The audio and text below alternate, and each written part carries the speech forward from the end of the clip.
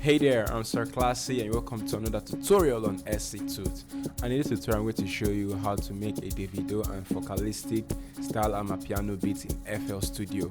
I don't know if I'm pronouncing the name right, focalistic, whichever way. Hit the subscribe button and let's get started.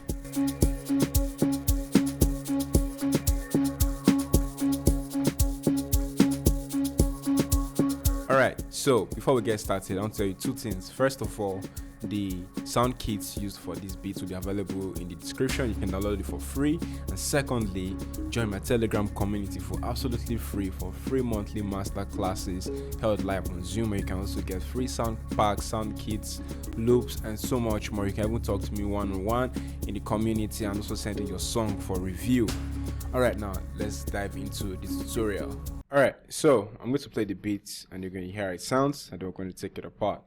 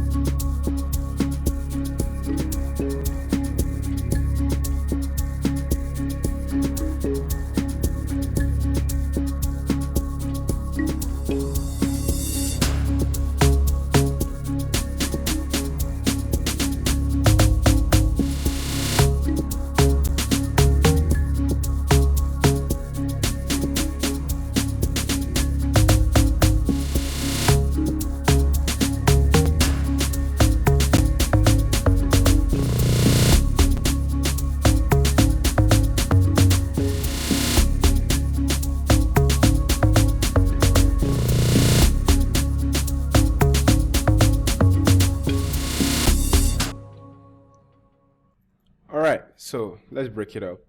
First of all, it started with this drum, but before the drum was really built into its full parts, this kick. I'm going to show you how you can transform any kick you have into an Amapiano kick. We have this, it was simply reduced to, this kick was available to you actually, but the volume was simply reduced. It's not loud. Just make it play at the background instead of coming all the way up in the mix like other Afro pop or Afrobeat kind of songs. So just plays the kick in the background. Then here we have the snare and percussion. So this sound is simply a rim, but I use the high pass filter. Rather a low pass filter, I mean. Then I use fruity filter again, because without the filter this is how it sounds. But this fruity filter really gave it that tone. And then this compressor here was just to make it louder. I wasn't really doing any real compression, just to increase the gain. You can see, just to make it louder. That was it. And then this shaker,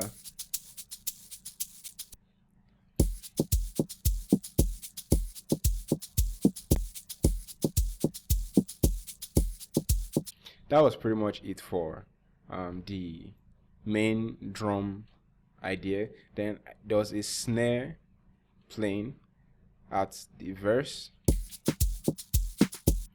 Let me open that up for you to see.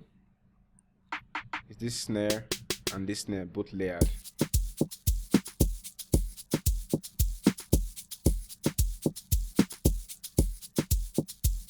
So the drum line is really simple, nothing complex going on. Then the standout melody, which is also kind of like, it doesn't really have a chord progression, it's just a single note playing all through.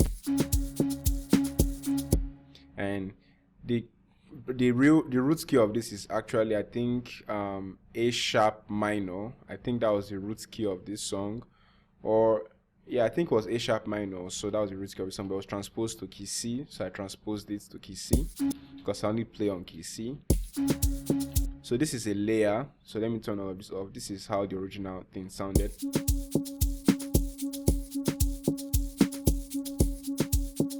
Then I layered it with this guy. Then this guy. So I'm using Purity. These are the presets I use. The first one is Sing Street 6. Then the next one was the pan flute. And then the last one was the rhythm pad under the arpeggiator. Make sure it's really short and on the lowest octave.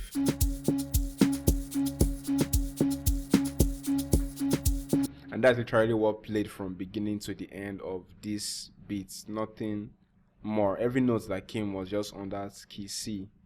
Then next was this ambient pad.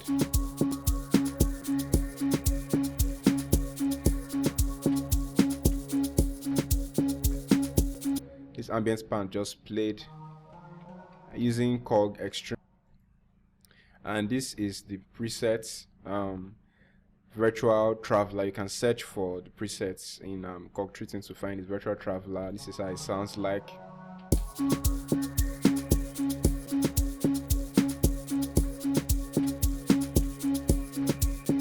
It's just a whole lot of pads, a whole lot of layering with pads going on. Then here we have a bass and a pad still. I'm going to show you just a bass layered with a pad, hence the name bass and pad.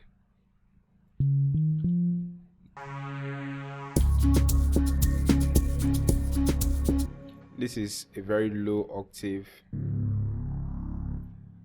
sound. I'm using the Blade Run presets in Cog Treating Extreme, and then for my bass I'm using the Wicked Sign bass. You can get more bass from here. The Wicked Sign bass, that's what I'm using, and it sounds altogether like this.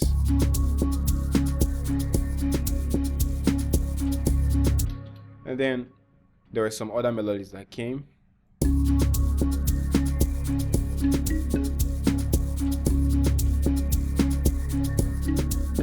This is just a regular karimba sound.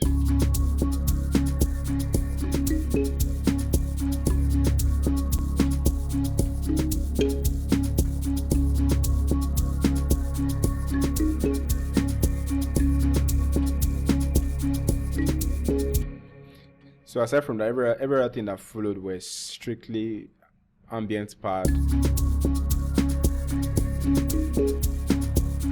More pads. That's just another pad again that came in from Cog Treating Extreme, and it's the siren voices from the voice section. You can now search. The good thing with Cog Treating Extreme, you can actually search the sounds right here. So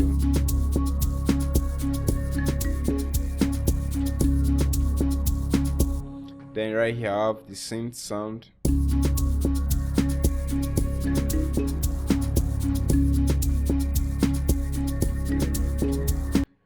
Also using Cog Treating Extreme.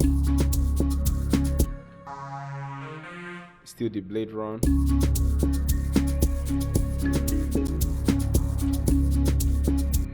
And then another standout sound that you hear in the background is this sound.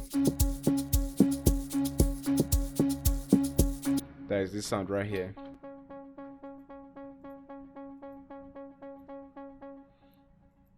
This sound is from Citrus, and it's playing the same single key C notes. And then this is how it sounds.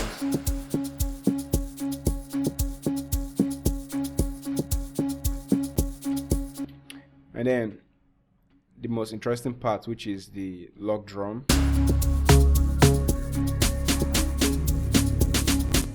Let's take a look at the snare roll before we observe, because the snare roll kind of led to the building up of the log drum.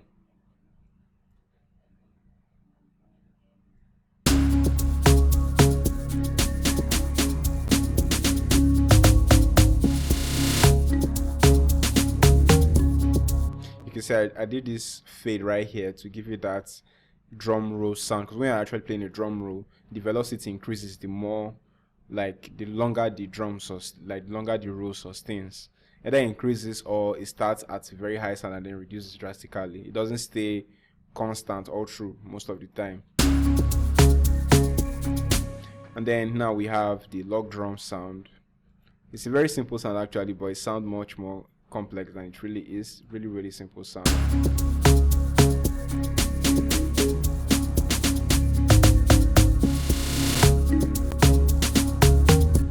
And it's layered with an 808 bass to give you more depth and weight. Let me take this up here. That is 808 sound.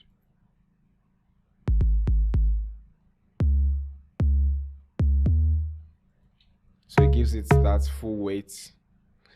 And that's pretty much it for the parts played in the song. Then of course we have transitions. This is from the other side, kits. You find it in the FX loop, and this is just a regular reverse cymbal. So this song is incredibly catchy. The intro is just 8 bars, then we have another 8 bars for the verse. Then you can see the hook is a whooping 24 bars. Then we have a bridge of 16 bars. So this is meant to be really catchy. No long talk. The verse is really short and simple. What really carries the weight of the song is the hook, which is going to be very memorable and easy to remember and just full of vibes. And then the bridge also. And then the same thing again repeats. A very simple short 8-bar verse, then a very long ass hook and a bridge, and the song ends. Really simple structure, but at the same time very catchy. It's going to make the listener or the audience, especially in the club, really feel the sound, make them really familiar with the song on the spot. They don't need to hear the song about 2 or 3 times to get familiar with it. Just one listen, most times they're already familiar with the song, like they heard it before from somewhere else. And this is the psychology behind song structure. The more you can make your songs sound familiar with your structure, the easier it is for people to adapt, or rather vibe to your song.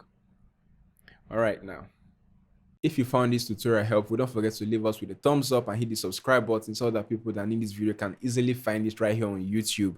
And also feel free to check out more of my videos that will help you level up your music making skills. Cheers.